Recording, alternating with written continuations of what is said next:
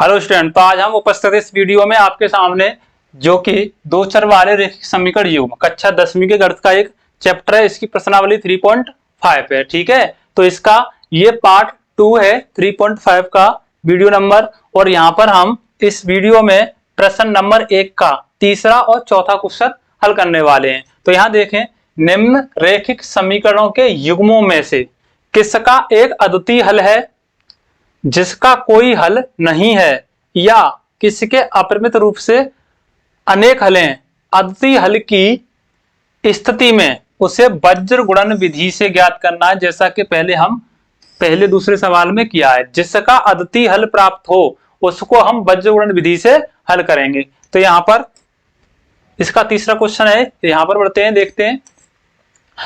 तो ये लिखा हुआ है समीकरण 1 और समीकरण 2। तो इसको मैं एक बार और लिख ले रहा हूं पुनः।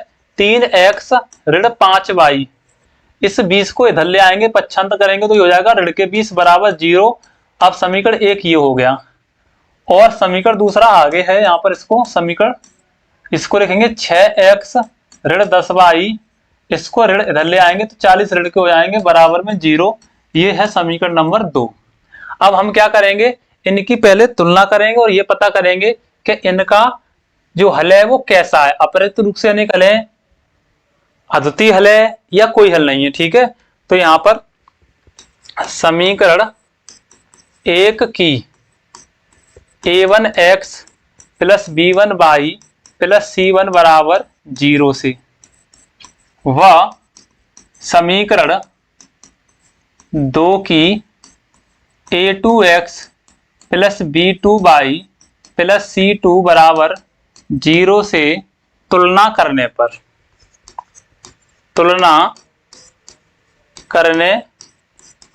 तो दोनों समीकरणों की हम तुलना करेंगे। यहाँ x का गुणांक a1 है, तो यहाँ से a1 बराबर हमें मिला, a1 बराबर यहाँ x का गुणांक 3 है, ऐसी b1 बराबर यहाँ b1 यहाँ y का गुणांक ऋण 5, c1 बराबर यहाँ पर c1 बराबर ऋण के 20। ऐसे समीकरण 2 से x का गुणांक a2 बराबर यहाँ से 6 प्राप्त हो रहा है, b2 बराबर यहाँ पर y का गुणांक ऋण 10 है तो ऋण 10, c2 बराबर यहाँ पर ऋण के 40। अब हमें यहाँ पर a1 अपॉन a2 इनका अनुपात पता करना है। एक बार ये 3/6, 3 एकम 3, 3 दूनी 6, तो यहाँ से 1/2 प्राप्त हुआ। b1 अपॉन b2 बराबर, तो ये ऋण 5/10, ऋण से ऋण कैंसिल, 5 एकम 5, 5 दूनी 10, तो यहाँ से भी 1/2 मिला। ऐसे ही c1 अपॉन c2 बराबर, यह है ऋण 20/40, तो ये ऋण से ऋण कैंसिल हो, 20 एकम 20 और 20 दूनी 40, तो यहाँ से भी कितना मिला है 1/2। अब यहाँ देख रहे हैं a1 a2 का अनुपात, b1 b2 का अनुपात, c1 c2 का अनुपात, तीनों के अनुपात जो है वो 1/2 ही आ रहे हैं। यहाँ पर a1 upon a2 equal to b1 upon b2 equal to c1 upon c2 equal to क्या है 1/2 है। ठीक है, तब रैखिक समीकरण युग्म के अपरिमित रूप से अनेक हल होंगे। क्या होंगे? अनेक हल होंगे। अब यहां पर आप ये अनेक हल, अपरिमित रूप से अनेक हल हैं, अद्वितीय हल है, या कोई हल नहीं है, ये मैं पिछली वीडियो में समझा चुका हूं, वहां पर आप जाकर के समझेंगे। ठीक है, तो यहां पर इसके अपरिमित रूप से अनेक हल होंगे। ठीक है, अगर इसका अद्वितीय हल प्राप्त होता है, यानी केवल एक हल प्राप्त होता, तो हम इसको वज्र गुणन विधि से हल करते। ठीक है, तो यहां पर रैखिक समीकरण युग्म के अपरिमित रूप से क्या होंगे? अनेक हल होंगे। ठीक है, आगे बढ़ते हैं। Next question number 4, x minus 3y minus 7 equal to 0 and 3x minus 3y minus 15 equal to 0। ये दो समीकरण दिए गए हैं, यानी कि रैखिक समीकरणों का एक युग्म है, यानी जोड़ा। अब इसको तो हम मान रहे हैं समीकरण 1 और इसको लिख रहे हैं हम समीकरण नंबर 2। ठीक है, अब सबसे पहले हम इसका ये पता कर लें कि इनका जो हल है वो कैसा है। देखें, समीकरण एक की a1x plus b1y plus c1 बराबर 0 से व समीकरण दो की a2x plus b2y plus c2 बराबर 0 से तुलना करने पर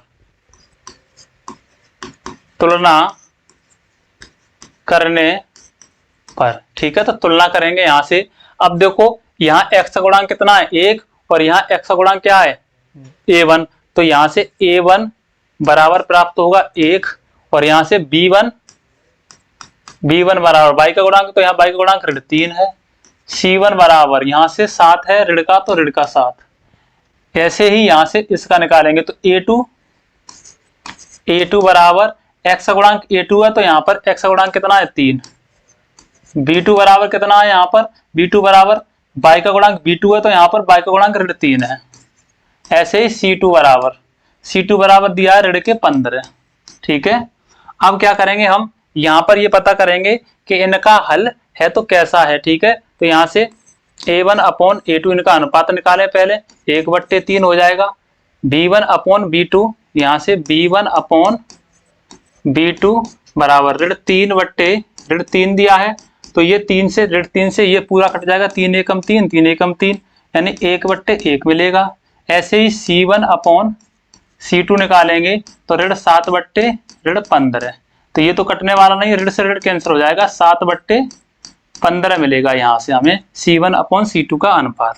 अब यहाँ देख रहे हैं हम a1 a2 का अनुपात 1/3, b1 b2 का अनुपात 1/1, यानी कि ये दोनों कैसे हैं अलग अलग हैं। तो यहाँ पर जब a1 upon a2 is not b1 upon b2, यानी कि a1 a2 का अनुपात b1 b2 के अनुपात के बराबर नहीं होगा, तब ऐसी स्थिति में समीकरण युग्म के क्या होंगे, समीकरण युग्म का अद्वितीय हल प्राप्त होगा, यानी कि केवल एक हल होगा। ठीक है। यहां तब रेखिक समीकरण युग्म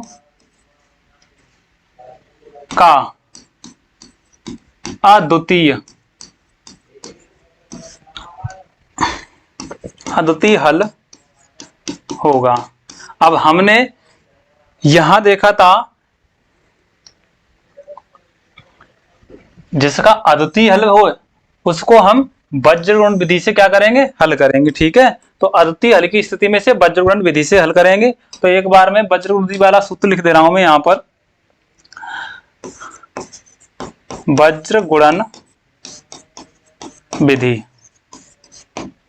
ये इसके लिए लिखते हैं हम बकाव से।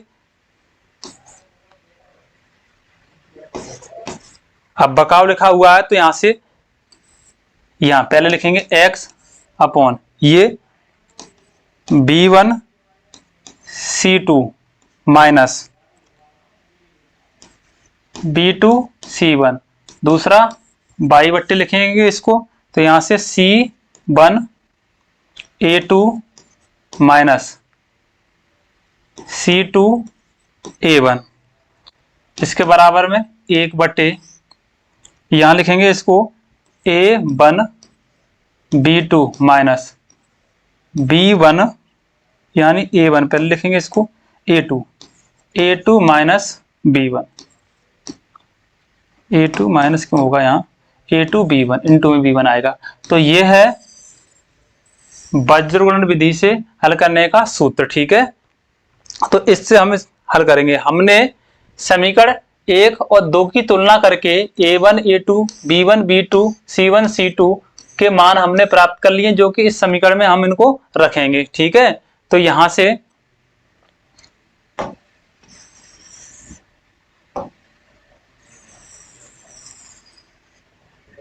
अब यहीं पर हम रख रहे हैं इनके मान को। ठीक है। तो ये x बटे b1 का मान यहां देख रहे हैं, b1 का मान है हमारा कितना, ये b1 का मान ऋण 3 गुणा और c2 का मान ऋण 15 है,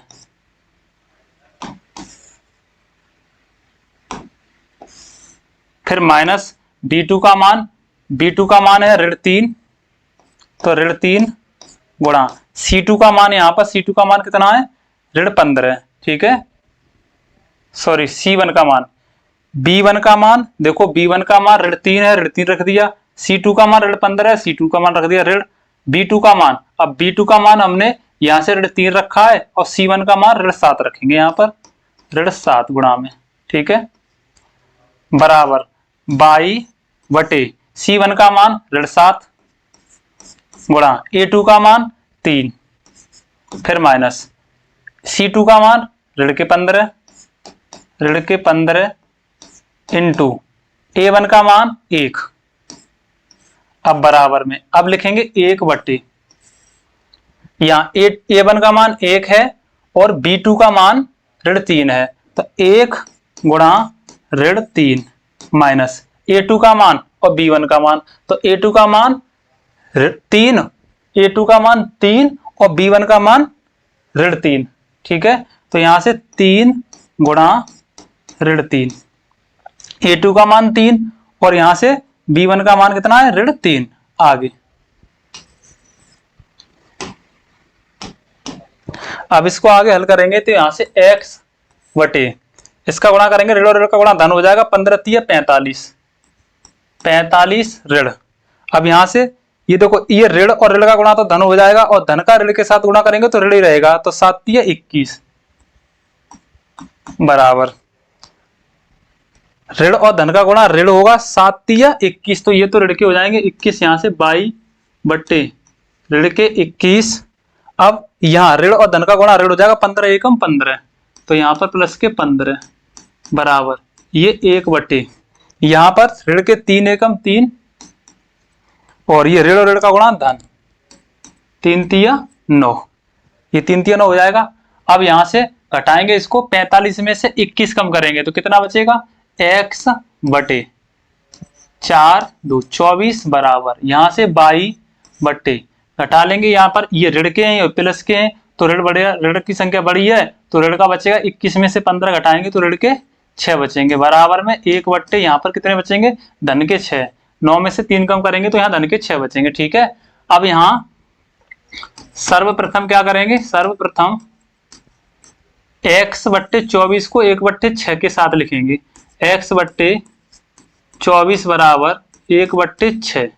अब यहाँ हम इनका कैंच का गुणा करेंगे तो ये 6x हो जाएगा और ये हो जाएगा बराबर में 24, तो 6 से काटेंगे 6×4 = 24, यानी कि x बराबर 4 मिला। अब यहाँ दूसरा 22 बटे ऋण 6 को 1 बटे 6 के साथ रखेंगे, तो 22 बटे ऋण 6 बराबर 1 बटे 6, कैंची का गुणा करेंगे तो ये 6/22 बराबर में ऋण 6 का 1 के साथ तो 6, ऋण 6 हो जाएगा, 6 से काट देंगे 6×1 = 6, तो यहां से 22 बराबर मिला हमको ऋण 1, जो कि यहां लिखेंगे x बराबर 4, 22 बराबर ऋण 1, रेखिक समीकरण युग्म के हल होंगे, ठीक है। तो ये है क्वेश्चन नंबर 4 पहले का, ठीक है, इसका स्क्रीनशॉट ले लें। अब यहाँ अगर वीडियो अच्छी लगी हो तो कमेंट करें और लाइक करें, शेयर करें और सब्सक्राइब करें, ठीक है। धन्यवाद।